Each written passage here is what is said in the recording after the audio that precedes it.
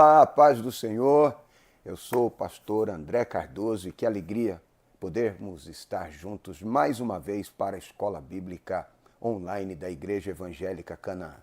Nós estamos aqui dando continuidade ao novo tema que é o corpo de Cristo, origem, natureza e vocação da igreja. Hoje nós estaremos meditando no seguinte tema: imagens bíblicas da igreja. Imagens bíblicas da igreja. Antes, porém, vamos aqui dirigir a Deus uma palavra de oração, pedindo a bênção do Senhor sobre as nossas vidas para que seja um tempo de aprendizado, de edificação, de crescimento espiritual para a minha, para a sua, para as nossas vidas, em nome de Jesus. Nesta oração também, agradecer a Deus pela vida dos nossos pastores, pastor Rogério Pardini, pastor Anderson Moraes e todo o ministério da Igreja Evangélica Canaã.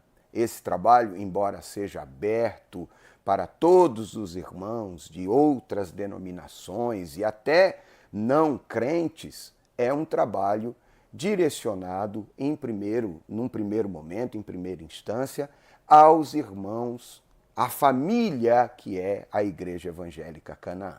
Tá bem? Mas é uma alegria, repito, receber todos os irmãos e estar com todos os irmãos de outras denominações que possam receber esse conteúdo. Amém? Vamos orar. Senhor Deus, em nome de Jesus, nós te agradecemos por esta oportunidade, por esse momento tão importante que nós temos para juntos meditarmos na tua palavra. Quero pedir a ajuda do Santo Espírito, do Espírito Santo, que venha iluminar o nosso entendimento, nos dar clareza sobre aquilo que iremos tratar, falar, explanar, meditar, enfim, aquilo que iremos compartilhar nesse momento. Abençoe a vida de cada irmão, irmã, de cada família que nos acompanha, agradecendo a Deus aqui pela vida dos nossos pastores, pastor Rogério Pardini, Anderson Moraes, pela Igreja Evangélica Canaã, pela equipe de trabalho,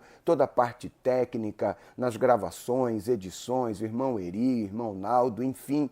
Abençoa, Senhor, e para que nós possamos desenvolver um trabalho com excelência para a honra e glória do teu nome. É o pedido que fazemos e desde já agradecemos em nome de Jesus. Amém e amém.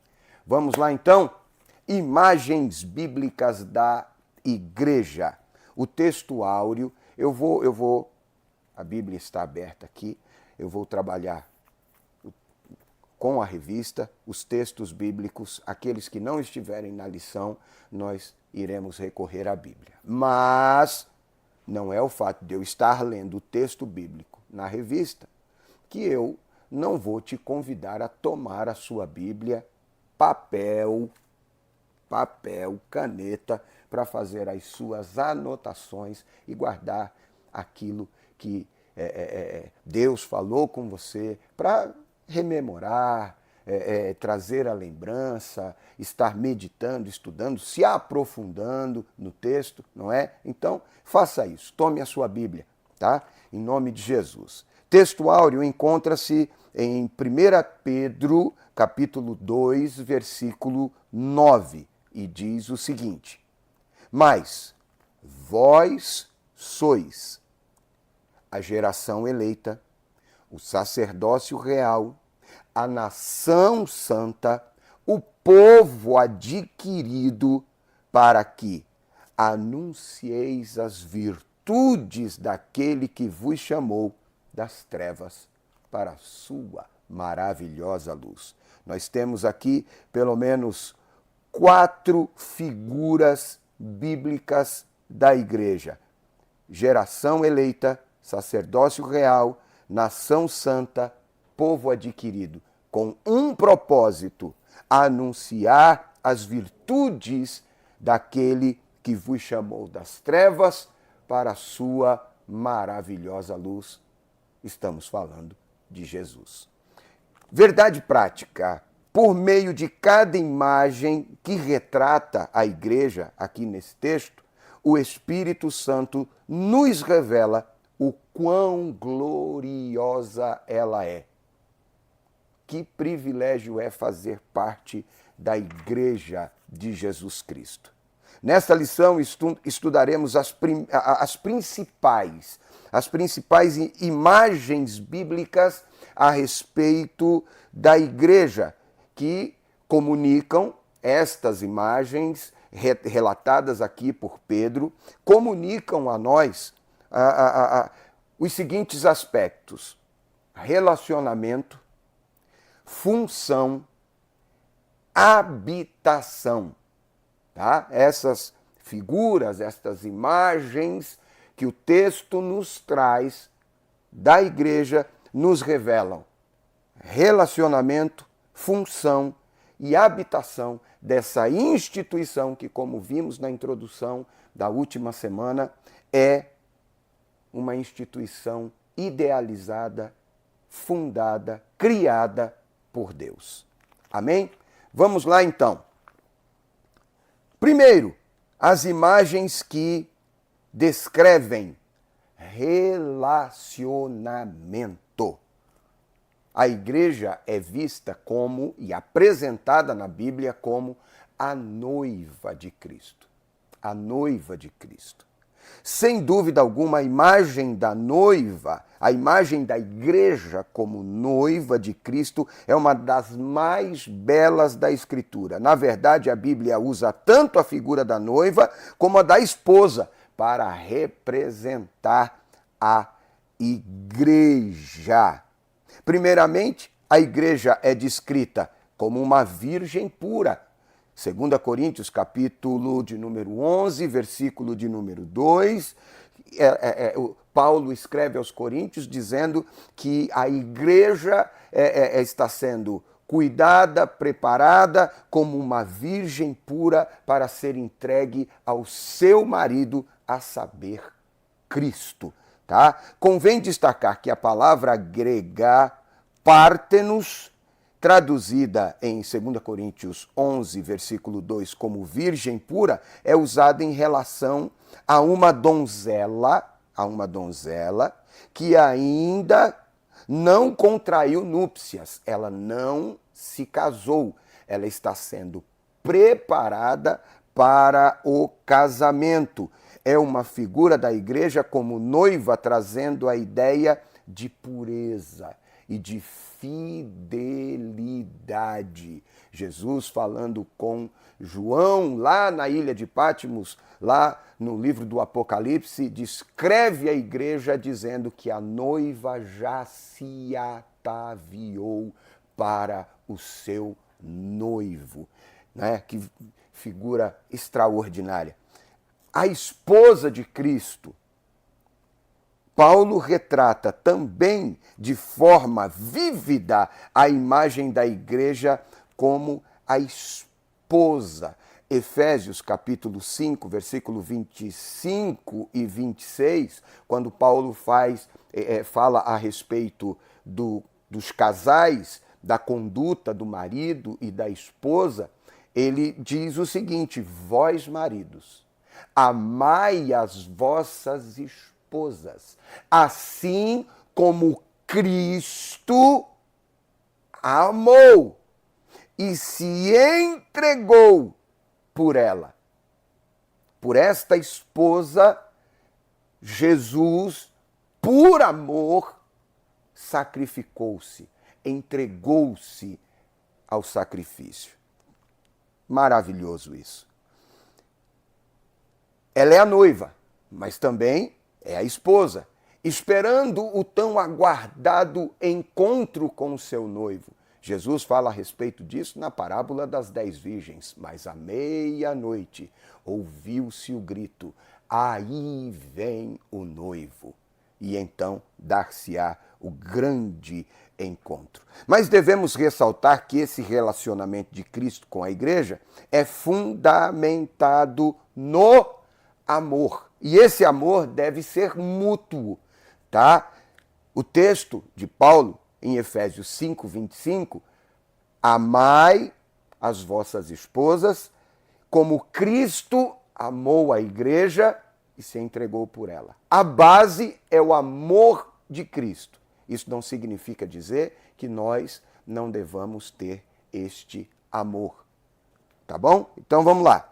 Não é como um relacionamento frio, fundamentado apenas no dever, mas retrata um relacionamento fundamentado sobretudo na realidade do amor que se entrega, que se sacrifica, que se doa, tá? Cristo cuida da igreja e zela por ela, porque a ama. E a noiva, a esposa, por sua vez, por amar, submete-se, obedece, tá?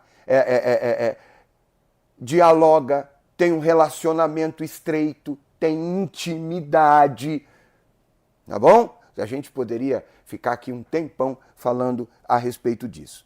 Essa imagem de relacionamento amoroso entre Cristo e a sua igreja deve ser parâmetro para o relacionamento de todos os casais cristãos. Tá? Alguém diz que Deus, quando cria a mulher, ele não tira do osso do pé, ele não tira um pedaço aqui da caixa craniana, mas ele tira do lado de uma costela, para que ela seja parceira, adjuntora, ajudadora, digna. Digno implica também em tratamento digno.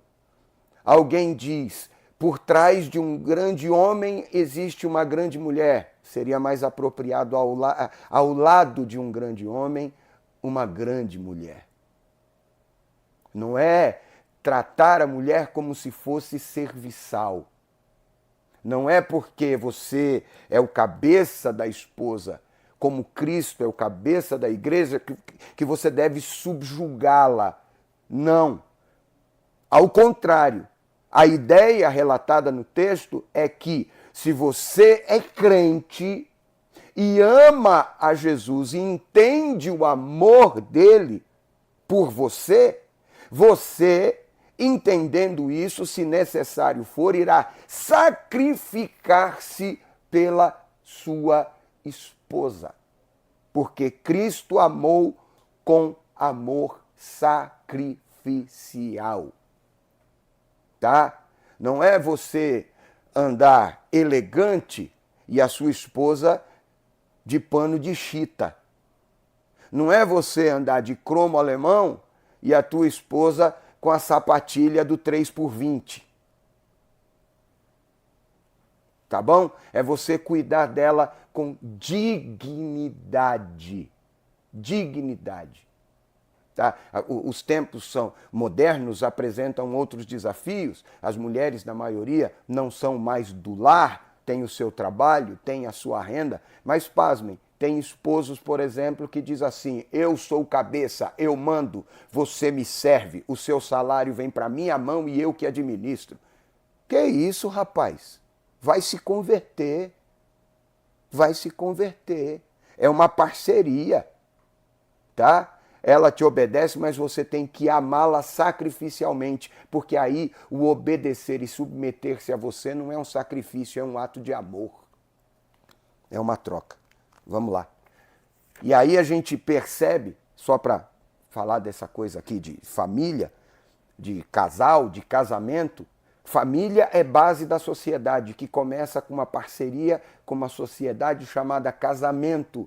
Por isso, uma investida já de algum tempo terrível para desconstruir o casamento, a família, porque o diabo sabe, o sistema que jaz no maligno sabem que famílias fracas vão produzir uma igreja fraca e uma sociedade fraca, tornando-se massa de manobra de pessoas inescrupulosas que têm em si não um compromisso com o dever de servir, mas um compromisso consigo mesmo, com seus propósitos egoístas, mesquinhos. Não é? Mas isso é assunto para outro dia. Vamos continuar aqui. Outra imagem da igreja, rebanho de Deus. rebanho de Deus. O salmista escrevendo diz que foi ele, não nós, que nos fez povo seu, ovelhas do seu pasto. Glória a Deus, rebanho de Deus. João apresenta Jesus e Jesus faz esta declaração de si mesmo, dizendo que ele é o bom pastor, aquele que dá vida pelas suas ovelhas. Somos rebanho de Deus. Quando reuniu os presbíteros na cidade de Éfeso, o apóstolo Paulo os exortou da seguinte maneira, em Atos 20, 28, dizendo que eles deveriam apacentar a igreja de Deus, que ele, Jesus, resgatou com o seu próprio sangue. Apacentar, como quem apacenta um rebanho. Efésios 4, Paulo fala dos 5 ministérios. E ele mesmo deu uns, e lá está, para pastores. E ele mesmo deu. Deixa eu dar um conselho aqui para os obreiros e pastores, apóstolos, bispos, secretário executivo do Altíssimo. Sei lá qual é a sua. Não estou ironizando ninguém. Tenho amigos que exercem o ministério apostólico, homens de Deus, bispos, conheço, homens de Deus, sérios, compromissados, que entendem que, embora haja o título, o trabalho é apacentar, entendendo que a igreja é de Deus e que Jesus resgatou com o seu sangue. Ele deu pastores, ou seja, pastor não é dono da igreja, a igreja tem um pastor. Você deve ser dádiva, presente, dom de Deus para a sua igreja e não um tirano, tá? Não alguém que se usa das ovelhas, mas é alguém que serve às ovelhas. É um princípio bíblico. E Jesus ensina isso na imagem do lava-pés, quando ele lava os pés dos discípulos. Ele veio para servir. E o que se espera de um obreiro cristão que tem a cara de Cristo é que ele sirva, tá? Não se sirva ou sirva-se da igreja. Deus que chamou é o Deus que cuida, irmão. Você não precisa levar a ovelha para o Moriá para ficar degolando toda hora e arrancando a lã, não. O Deus que te chamou é o Deus que supre as tuas necessidades. O obreiro é digno do seu salário. Tá bom? Vamos lá, também é assunto para outro dia. O rebanho apacenta a igreja de Deus, que ele mesmo resgatou com seu próprio sangue. Aqui a igreja é retratada como um rebanho de Deus. É uma metáfora que ilustra a relação existente entre ovelha e pastor. Paulo deixa claro que este rebanho custou um alto preço e não foi o sangue do pastor, foi o sangue de Cristo. O sangue de Cristo. A igreja é de Jesus. Uma frase muito bacana do meu professor, Dr. Nelson Rocha. A igreja nunca pertenceu a vós, a igreja pertence ao Verbo. Quando alguém tentou incitar ciúme em João Batista acerca de Jesus, que estava fazendo mais discípulos, ele disse: convém que ele cresça e que eu diminua. Eu sou a voz, a igreja não é da voz. Ele é o Verbo, a igreja pertence ao Verbo, nunca a voz. Vamos continuar aqui. Aleluia! Tendo em mente essa imagem, o apóstolo Pedro também põe isso em evidência. 1 Pedro, capítulo 5, versículos 2 e 3. Lá, basicamente, Pedro está dizendo para que os obreiros apacentem o rebanho de Deus que está entre vós, não por força, nem por torpe ganância. Hã? Mas que você apacente como um verdadeiro pastor. Mas vamos continuar aqui. A síntese aqui do primeiro tópico é: imagens como a noiva de Cristo, esposa de Cristo e o rebanho de Deus descrevem o relacionamento da igreja com Cristo. Amém? Vamos para o segundo tópico da lição, mas, me perdoem, falando em novidades, nós temos este ano conosco aqui na Escola Bíblica da Igreja Evangélica Canaã a participação de mais 2 obreiros que estarão conosco aqui, trazendo o estudo da Palavra de Deus, esse conteúdo maravilhoso que nós compartilhamos aqui. E eu quero apresentar o primeiro deles. Vamos apresentando devagarinho, suspense. E eu quero apresentar o primeiro deles, que é o nosso amigo presbítero Conrado Simitam. É um amigo, um homem de Deus, músico, estudioso da palavra, e eu tenho certeza que será uma bênção.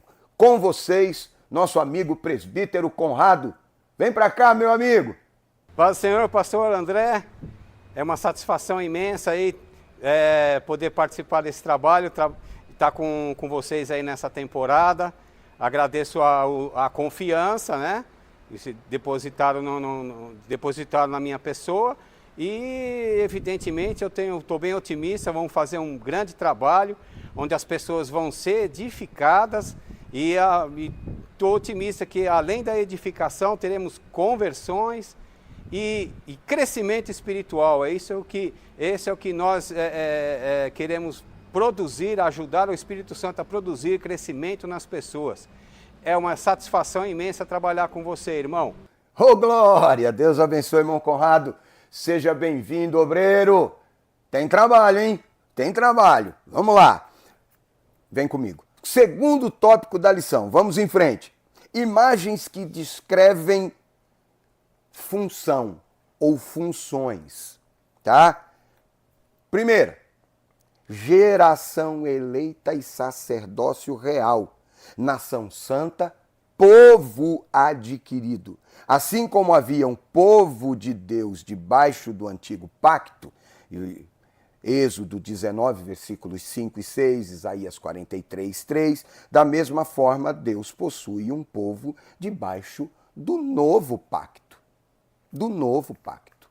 E é o texto que nós lemos de 1 Pedro, capítulo 2, versículo 9. Tá? Geração eleita. Geração eleita. A palavra grega genos, traduzida aqui como geração, também possui o sentido de raça. Tá? O Novo Testamento mostra que em Cristo, tanto judeus quanto gentios fazem parte de uma só geração ou de uma só raça. Caem as barreiras, tá? E somos um, que temos tudo em comum por causa do que agora temos em comum, que é Cristo. Pois fomos todos gerados, feitos filhos de Deus em Cristo Jesus. Não é? Então, não há distinção agora que somos crentes em Jesus Cristo, cristãos. Não existe mais distinção de raça, de cor e status social. Tá bom? Em Cristo, todos formam uma geração eleita. Somos o mesmo povo. Embora haja muitas coisas que nos separem, idioma, geografia, cultura, status social, em Cristo somos todos irmãos. Oh, glória! Que coisa maravilhosa! Vamos lá, continuando. Sacerdócio real. Em sua primeira carta, o apóstolo Pedro descreve os crentes que foram ou que formam a Igreja de Cristo como os que exercem um sacerdócio real. 1 Pedro 2, 9. Essa imagem vem do Antigo Testamento, através do sacerdócio levítico. Na Antiga Aliança, Deus escolheu uma família, a família de Arão, para oficiar como sacerdotes, da mesma forma. Mas, na nova aliança, contudo, há uma diferença fundamental. Porque na antiga aliança, o sacerdócio levítico era restrito aos levitas. E levita eram os que ministravam, exerciam o sacerdócio, servindo, sacrificando, limpando, queimando incenso, enfim, as funções eram... Hoje em dia a ideia de levita é a ideia de músico, é a ideia de cantor. E tem cantor que não é levita. Tem levita que é cantor, mas tem cantor que não é levita, porque não serve. Ele é a estrela maior na constelação do palco que se tornou a igreja. Mas também é assunto para outro dia. Vamos continuar. Há uma diferença fundamental, exercida debaixo da antiga aliança daquele que é exercido na nova. Ali essa função era reservada a apenas uma tribo, a de Levi. Dessa forma, a família escolhida para esta missão foi a de Arão. Por outro lado, debaixo da nova aliança, todo cristão é um sacerdote. Agora, todo cristão tem o privilégio de queimar incenso. Queimar incenso é uma imagem, é um tipo, uma figura daquele que ora. Daquele que ora. Queimar incenso é orar, porque a Bíblia relata o ato da oração sendo recebida no céu como que colhida pelos anjos em salvas de ouro e queimada diante do Eterno, e isso sobe às suas narinas com um cheiro de incenso suave e agradável. Queimar incenso. Todos nós temos esta oportunidade de queimar incenso, isto é, exercer o ministério de oração e intercessão diante de Deus. Eu preciso pontuar duas coisas aqui. Sacerdócio real é no sentido do que diz o escritor aos Hebreus, capítulo 10, versículo 19. Eu vou ler aqui para vocês. Tendo, pois, irmãos, ousadia para entrar no santuário pelo sangue de Jesus. Ele abriu o caminho. Eu posso orar. Eu posso falar com Deus. Versículo 20. Pelo novo e vivo caminho que Ele nos consagrou pelo véu, isto é, pela sua carne. Versículo 21. Tendo um grande sacerdote sobre a casa de Deus. É nesse sentido que somos sacerdócio real. Porque algumas pessoas tomam o texto bíblico para dizer que agora eu não preciso de pastor. Mais adiante nós vamos ver isso. Mais adiante nós vamos ver isso. E aqui, capítulo 13 de Hebreus, está escrito o seguinte. Olha só. 13, 17 de Hebreus. Obedeceis vossos pastores e sujeitai-vos a eles, porque velam por vossa alma como aqueles que hão de dar conta dela, para que o façam com alegria e não gemendo, porque isso não vos seria útil. Não é o fato de que eu sou um sacerdócio real e tenho livre acesso que eu não devo me submeter à autoridade. Ah, mas eu não preciso de pastor para interceder por mim diante de Deus. Não, você pode na tua casa fazer o que Jesus disse, entra no teu quarto, fecha a tua porta e fala com teu pai em secreto. Você pode. Mas você deve ser instruído na palavra, para que você tenha um crescimento e seja aperfeiçoado na fé. Deixa eu compartilhar com vocês o que Paulo escreve, e eu já citei aqui hoje com vocês, Efésios capítulo 4, versículo 11 a seguir, diz o seguinte: e ele mesmo deu uns para apóstolos, outros para profetas, outros para evangelistas, outro para pastores e outros para doutores, tá? E doutores. Querendo, olha o versículo 12, que coisa extraordinária. Querendo o aperfeiçoamento dos santos. Para a obra do ministério,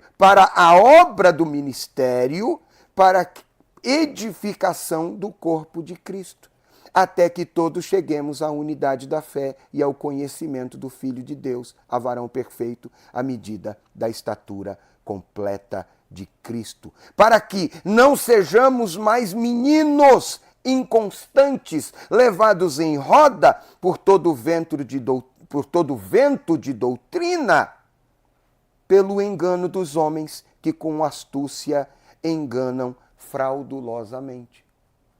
Deus, Jesus, presenteou a igreja com apóstolos, profetas, evangelistas, pastores e doutores para o crescimento, o aperfeiçoamento dos santos. E aí é que a coisa pega. O aperfeiçoamento dos santos, porque já é sacerdócio real, não é? Eu já sou santo. E aperfeiçoar santo não é fácil, porque já é santo. Então ele já tem tudo, ele já sabe tudo, ele não precisa de ninguém, nem de igreja, nem de pastor. Mas foi Jesus quem deu pastores. E está escrito: obedecei os vossos pastores. Vamos em frente. Nação santa, povo adquirido. Povo adquirido. 1 Pedro 2,9. Ambos os termos vêm adjetivados, mostrando o que essa nação e esse povo eram, representavam e deveriam ser, ou deveriam representar. Não era uma nação ou um povo qualquer, tá? Não, é uma nação santa, separada, adquirida, comprada por Deus, para Deus. Essa é uma figura muito forte para retratar uma igreja inteiramente consagrada a Cristo. Como já citamos aqui em outros textos, compradas com o sangue dele.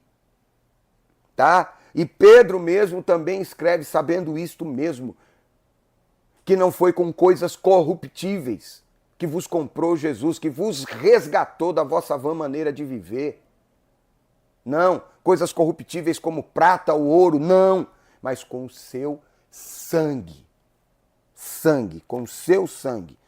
Tá? Para quem diz que você não tem valor, que nós não temos valor, que somos um povozinho qualquer, não, nós somos, olha aqui, ó, nação santa e um povo adquirido. Nós somos separados, comprados, custamos nada mais, nada menos que o sangue do inocente, do Cordeiro de Deus que tira o pecado do mundo.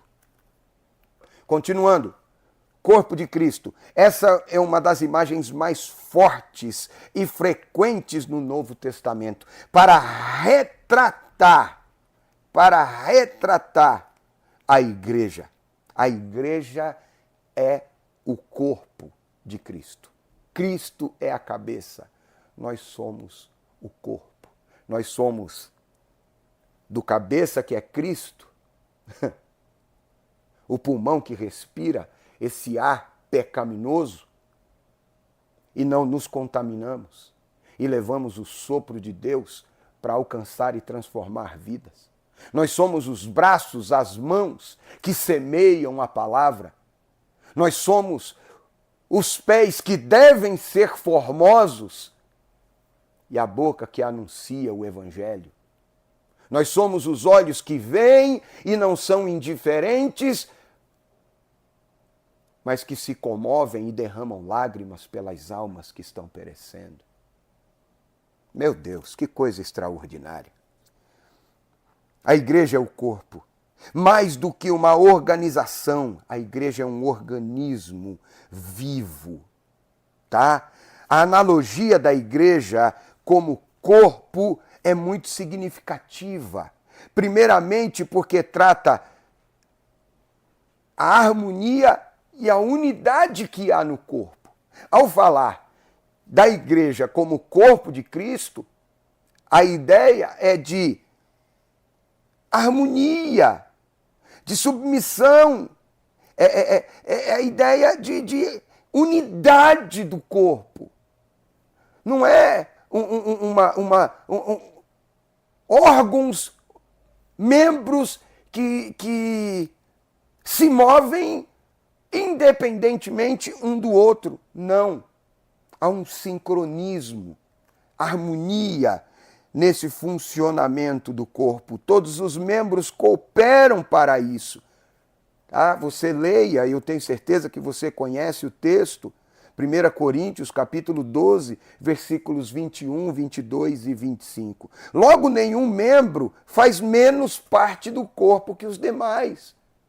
O mais insignificante tem assim a sua importância. Paulo diz que aqueles membros do corpo que julgamos mais indignos são aqueles que recebem maior atenção. Que coisa extraordinária! Todos são necessários.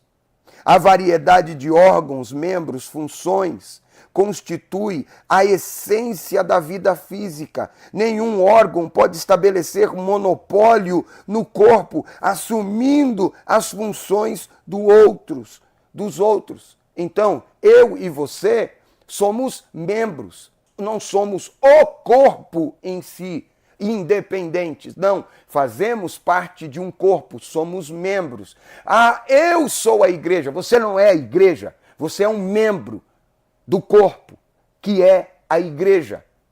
Eu não vou para a igreja porque eu sou uma igreja, eu sirvo a Deus na minha casa. Desculpa, você está caminhando a passos largos, distanciando-se do evangelho e do corpo de Cristo. Você está vivendo como um amputado, como um membro fora do corpo. Você não é corpo inteiro em si só, não. Você é membro do corpo. Amém? Continuando, chegamos ao final deste tópico e vamos caminhando para o terceiro e último, que é imagens que descrevem a habitação. Antes, porém, eu preciso fazer mais uma apresentação. Agora eu quero chamar aqui para que vocês o conheçam, tenham um primeiro contato. Nosso amigo é uma pessoa boníssima, muito simpático, um homem de Deus, pastor Carlos Garabé. Pastor, vem para cá, o povo quer te ver. Oi, pessoal. Pastor André, missionária Melissa, a paz do Senhor Jesus. Estamos muito felizes com esse convite e já estamos preparando a aula com muito carinho, com muito amor, porque é para a glória de Deus. Estamos reforçando esse time e é para a glória de Deus que fazemos isso. Um beijo no vosso coração. Ô, glória! Deus abençoe, pastor Carlos Garabé. Estamos ansiosos para tê-lo conosco aqui na equipe, fazendo parte desse bonito trabalho. Glória a Deus, pastor Carlos Garabé. Vamos lá. Imagens que descrevem habitação. Primeira, santuário de Deus. Muito embora seja comum identificar a igreja a partir da sua estrutura arquitetônica, não é isso que a Bíblia identifica como sendo igreja. Não é o prédio, não é a construção. Na introdução, na aula introdutória da última semana, nós falamos que a igreja é formada por indivíduos que se arrependeram, creram e receberam Jesus como único e suficiente Salvador, que a reunião destas pessoas forma o que a Bíblia, o que nós traduzimos por igreja, a palavra grega é eclésia, que é a reunião dos crentes em Jesus Cristo. Então, esse encontro pode se dar num prédio muito luxuoso. Esse prédio, essa reunião pode acontecer num galpão muito simples, pode acontecer embaixo de uma tenda, como nos interiores do nosso país e em outros continentes, na África, por exemplo. Pode ser uma reunião de crentes embaixo de uma árvore. É igreja. Mas eu vou repetir o que eu disse no tópico anterior. Você sozinho não é igreja. Você é um membro que está se desligando do corpo. Volta logo. Volta logo. Mas vamos continuar aqui. Já mudou o tema, tá? É só para te lembrar. A igreja, ela é templo do Espírito Santo. 1 Coríntios 3,16. Morada. A igreja é retratada como sendo um santuário, a habitação de Deus. Individualmente, cada crente é templo do Espírito Santo. É templo do Espírito Santo, mas é membro do corpo. Tá bom? É só uma edícula. Tá? Repito, não é igreja só, não há contradição nem no texto bíblico e nem na lição. Tá? A igreja é retratada como sendo santuário de Deus. 1 Coríntios 3, 16, 17. Isso também significa que Deus habita na igreja. E aí tem gente que pega o texto de Atos, capítulo 17, 24 a 31, para dizer assim, não, está escrito que Deus não habita em templo feito por mãos de homens. Quando nós nos reunimos como igreja, em um prédio, galpão, luxuoso ou não, até rimou, ali é igreja, porque os crentes estão reunidos ali. Por isso que a igreja não é só o prédio, porque, por exemplo, a Igreja Canaã, mudando do endereço da Avenida Goiás, número 160, e indo para um outro endereço maior, mais amplo, mais confortável, com maior capacidade para receber um número muito maior de irmãos. Se aqui o prédio pode ser comprado por uma empresa, a presença de Deus não fica, a presença de Deus vai. Onde estiverem 2 ou 3, aí eu estou. Quando a multidão se reúne, Jesus está ali. Jesus está ali. Eu me lembro de uma canção antiga. Tem só uma paciênciazinha comigo. Eu sei que eu não sou cantor. Um hino antigo do irmão Alceu Pires que diz: estando 2 ou 3 reunidos em meu nome, ali estarei. Eu estou sempre no meio, o firme esteio, seguro total. Ele está no meio. Glória a Deus. Isso também significa que Deus habita na igreja. Ela é o seu templo. Nesse aspecto, o apóstolo Paulo alerta para o perigo que há em se profanar o santuário. Porque se alguém destruir o templo, Deus o destruirá. Leia 1 Coríntios 3, versículo 17. A igreja é casa de Deus. A igreja é descrita como sendo casa de Deus, 1 Timóteo 3,15. Ela é a igreja do Deus vivo, Paulo diz a Timóteo. Esse conceito de igreja como sendo casa de Deus é derivada do Antigo Testamento, em que o povo de Deus é retratado como a casa ou família de Deus. A nação de Israel floresceu a partir da família de Jacó. Isso nos faz ver a importância da igreja como uma instituição social. Na base da sociedade está a família. Na base da sociedade está a família. Na base da igreja está a família. A igreja começa na sua casa, na sua família. Eu sempre digo isso aos irmãos que estão conosco lá no ponto de pregação e aos irmãos com quem converso aqui na nossa sede. O culto, a igreja, começa no endereço da sua casa. no seu endereço. Lá. E lá, o responsável por este pequeno rebanho é você, sacerdócio real. Continuando, uma igreja forte é formada por famílias igualmente fortes. Uma sociedade forte, ela tem como base famílias fortes. Daí, os ataques ferozes de uma tal ideologia política em enfraquecer a família, dizendo que esta é uma instituição retrógrada. Palavras de alguém que foi eleito presidente da nação. Vamos lá. O inverso também é verdade. Famílias fracas tornam-se igrejas fracas e sociedade fraca. Fraca. Por trás de muitos problemas sociais está a destruição da família. Eu estou fazendo questão de ler o que está na revista, para você não pensar que eu estou divagando em pensamentos. O autor, eu, a igreja, aqueles que estão firmados em Cristo e na palavra comungam do mesmo pensamento. Fique alerta, irmão.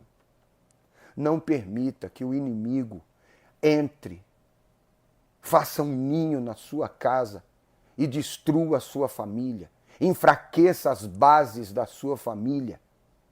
Viu? Tem a palavra de Deus como luz, como lâmpada. Tem a palavra de Deus como pão, como água. Tem a palavra de Deus como espada. Não negocie princípios e valores. Preserve a sua família. Vamos lá. A recomendação de Paulo em 1 Timóteo revela que a igreja se orienta por um padrão moral que deve nortear o seu comportamento na sociedade. Leia 1 Timóteo completo. Ali é um manual onde Paulo fala sobre a necessidade da oração, da adoração, da importância da adoração apropriada. Jesus, tá? É o nosso resgate, nosso mediador. A conduta que deve ser tomada pelo homem e pela mulher, e também a conduta do obreiro, do crente, do pastor, do bispo. Todas essas orientações estão ali, viu? Então leia a sua Bíblia. Terceiro e último, o privilégio de ser igreja. O privilégio de ser igreja. À luz do que estudamos nessa lição, podemos fazer algumas considerações. Primeira, a Igreja de Cristo é uma instituição formada por salvos que se relacionam com Deus e por isso eles fazem parte do seu rebanho. Segundo, a Igreja de Cristo é uma instituição formada por pessoas salvas que exercem uma função sacerdotal diante de Deus e perante o mundo. E em terceiro lugar, e finalmente, a Igreja de Cristo é uma instituição onde Deus habita, vive, opera e se move. É um privilégio fazer parte da Igreja de Cristo. Chegamos ao final da nossa lição, gratos a Deus e deixando aqui um convite para que você esteja conosco na próxima Escola Bíblica da Igreja Evangélica Canaã. Ponto e vírgula, até a próxima, permitindo Deus. Shalom, shalom, como diz o nosso pastor Rogério Pardini. Deus abençoe em nome de Jesus. Beijo no coração.